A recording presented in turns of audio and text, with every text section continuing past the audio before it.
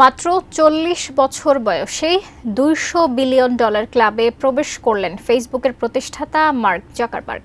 বিশ্বে এই পরিমাণ সম্পদ আছে আর মাত্র ৩ জনের। তাদের এক একজনের সম্পদের পরিমাণ এত যে বিশ্বের অনেক দেশের কেন্দ্রীয় ব্যাংকের রিজার্ভকেও লজ্জায় ফেলে দেবে।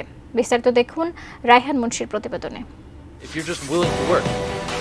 শুরুতেই জেনে নেওয়া যাক $200 বিলিয়ন ক্লাবে স্থান করে নেয়া বিশ্বের প্রথম দিকে ধনী ব্যক্তি কারা আছেন, তাদের সম্পদের পরিমাণই বা কত।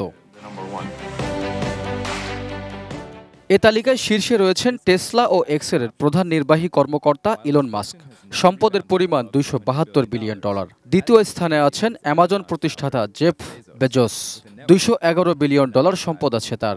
এরপর আছেন বিলাসপণ্য ব্র্যান্ড LVMH এর প্রধান নির্বাহী কর্মকর্তা বার্নার্ড আর্নল্ড, যার আছে $207 বিলিয়ন সম্পদ।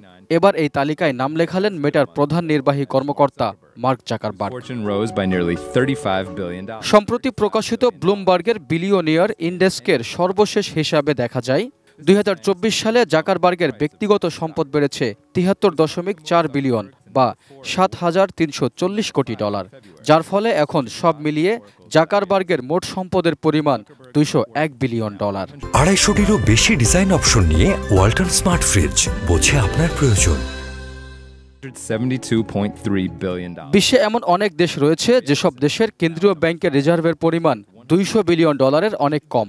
এসব দেশের তালিকায় আছে পাকিস্তান, শ্রীলঙ্কা, মালদ্বীপ, নেপাল, মিয়ানমার সহ মালয়েশিয়ার মতো অনেক দেশ। এমনকি ইউরোপ ও আমেরিকার অনেক উন্নত দেশও বৈদেশিক মুদ্রার রিজার্ভে ইলন মাস্ক বা জাকারবার্গের ব্যক্তিগত সম্পদের তুলনায় অনেক পিছিয়ে। এই তালিকায় আছে বাংলাদেশের নামও।